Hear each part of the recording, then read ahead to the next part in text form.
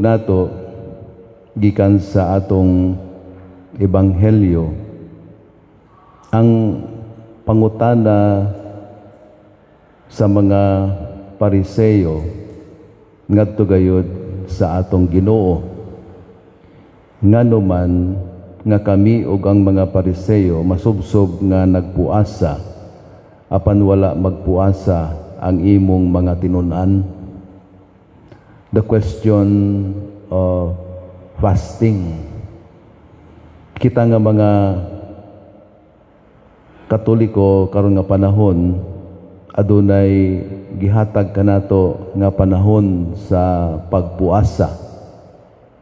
Magpuasa kita panahon sa Adbiento og ilabi na gayod sa panahon sa Kwaresma. Kini nga pagpuasa nato kini usa ka practice aron diha gayod makapugong kita sa atong kaugalingon. There is more diha gayod sa pagkaon nato sa ginadili. So adunay mas lawom nga kahulugan sa mao nga pagpuasa, pagpugong sa kaugalingon. So very basic nga gitudlo sa atong simbahan, at least kung makapuasa kita nga dili kita mukaon sa mga ginadili gayod panahon sa Kwaresma, well, the premise is basen ba sa mga mas importante nga mga buhat nga diin kita giyawha nga magpuasa, then mabuhat gyud nato. Kay mabuhat man nato kanang very basic di ta mukaon og karne, di ba? May panahon sa Kwaresma. Then diha gayod sa mga ingon na lang nato mga dautan nga mga buhat nato. Well, tingali if we can do it kining basic, then pwede sad nga mabuhat nato kining mas lawom nga kahulugan sa pagpuasa. Anyway, ang tubag sa atong Ginoo, naghuna-huna ba day kamo nga magsubo ang mga dinapit sa kumbira sa kasal samtang ang pamanhunon uban pa kanila? Dili gayod. Apan moabot ang panahon nga ang pamanhunon kuhaon gikan kanila ug magpuasa na unya sila. I would like to take it in the context diha gayod sa presensya ni Kristo sa atong kinabuhi. If God is present in our life, I tell you, happy kita kanunay. No? Happy kita kanunay. Murag kumbira kanunay. Because anaa man gayod ang atong Ginoo sa atong kinabuhi. Sa konteksto sa pagpuasa, kung wala gayod ang Diyos sa atong kinabuhi, there is a need for us nga magpuasa gayud kita. Nganuman nga mawala ang Ginoo sa atong kinabuhi, well, it's all because of our sinfulness. Kung makasala kita, o sa may dakong epekto sa sala sa atong kinabuhi, maputol ang atong maayo nga relasyon sa Dios. So mawala ang Ginoo sa atong kinabuhi. Therefore, there is the need for us to fast. Kinahanglan gayud nga mag-ayuno kita, kinahanglan gayud nga magpugong kita sa atong kaugalingon so that kini nga relasyon nga naputol na wala mabalik gayud.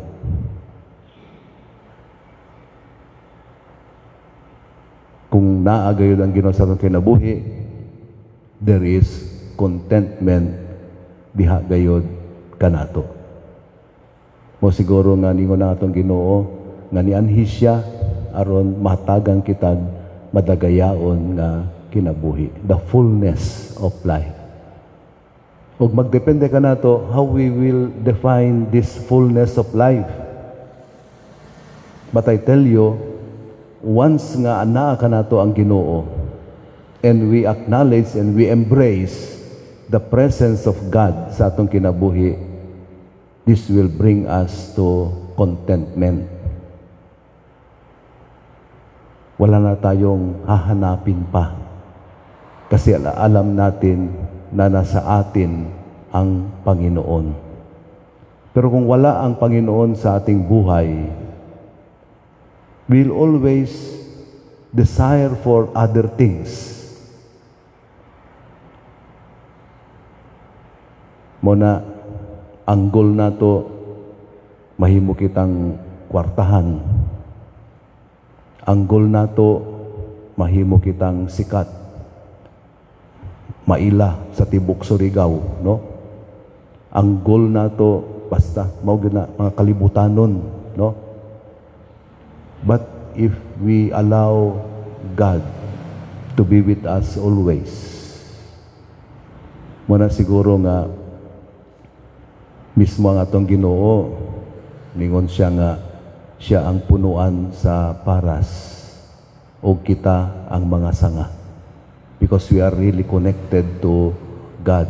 Pero once nga dili na kita connected sa atong Ginoo, then diha gayod mangita kita o unsa may makahatag ka nato og contentment sa atong kinabuhi. And we heard stories, no? We heard stories sa mga tao nga nangitag katagbawan gayod, no? Pero wala sila'y nakita hangtod gayod nga ilang naila ang atong Ginoong Hesukristo. Kagahapon natuog nato sa atong ebanghelyo kung isimba mo ang pagtawag sa atong Ginoo kang Mateo, usa ka kobrador sa buwis. Siguro makaingon kita nga ano pa yung hahanapin niya sa buhay niya, no? Mayaman siya, marami na siyang pera, no? Sikat siya, ang trabaho niya, kobrador sa buwis. But then, niagi lamang si Jesus, nakita siya sa kanya sa iyang opisina, gitawag siya, sunod ka na ako. Nitindog siya o nisunod sa atong Ginoo. Probably, sa kinabuhi ni Mateo, no? Dugay na siya nangita kining makatagbaw kaniya. Ug nakita niya ang mao nga opportunity, diha gayud gitawag siya sa atong Ginoo. Dili ba sa atong kinabuhi nakadugman kita, no? Kung kanusa pa kita hapit na mamatay, then diha pa kita gayud moingon nga, Lord, I surrender everything to you. And then there is that peace and contentment sa imong kinabuhi. Once nga dili pa nato isurrender atong kinabuhi sa atong Ginoo, daghang kita mga pangandoy sa atong kinabuhi, no? Daghang tay gusto sa atong kinabuhi. And we all know kini mga gusto nato sa kinabuhi, kadaghanan ini sukwahi gayud sa kabubuton sa atong langit ng Amahan. Pero kung ato na isurrender atong kinabuhi sa atong Ginoo, then we will live in peace and there is contentment in us. Ug diha pod sa pagpuyo nato uban ang atong Ginoo, then Jesus will change us. Bag-ohon kayo kita sa atong Ginoo. Nugduman nato nga we are not perfect beings. Anaa ka nato sa atong kinabuhi kining tawhanon nga kinaiya, nga kini nga kinaiya sukwahi gayod sa gusto sa atong Ginoo. Kung anaa gayod ang Ginoo kanato, kung nagpuyo kita subay gayod sa kabubuton sa Dios, then little by little makita nato nga adunay kausaban gayod kanato. I would like to go back diha gayod sa usa sa mga milagro sa Santos nga Misa. Kung kanunay mo mosimba, kanunay mo makapamati sa pulong sa Dios, kanunay mo nga mokalawat. Natpaunta nga kini nga consciousness ninyo, mudala ka ninyo ngadto gayod sa pagdawat sa grasya nga ihatag sa Dios kaninyo. then you will notice, I am not the same anymore. Bago na ako nga binuhat. Pero kung wala ka ng consciousness, bisan pagayod, 5 ka beses ka musimba sa usa ka adlaw, kung wala ka ng consciousness, walay mahitabo gayod. Muna ang usang dako nga milagro sa Santos nga Misa. Sa matagi gayon nga mutambong kita, makapaminaw gayud kita sa atong Ginoo sa iyang mga pulong nga makahatag og kinabuhing dayon.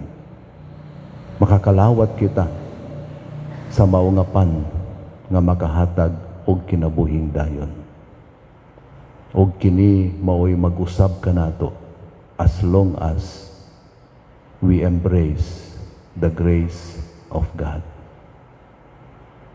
Kung kana may tabo, dili angay nga magpuasa, kay kanunay man nga na ang Ginoo sa imong kinabuhi. You will live in peace, you will live in contentment, because you are truly connected to God. Siya ang punuan o ikaw usa ka sanga. So buhi ka sa diwa gayud sa Dios. Tungod kay imo man na gidawat ang mao nga grasya ngayang gihatag. And you will become a new person. And only God can perfect you. Uhilom kita sa makadiyot.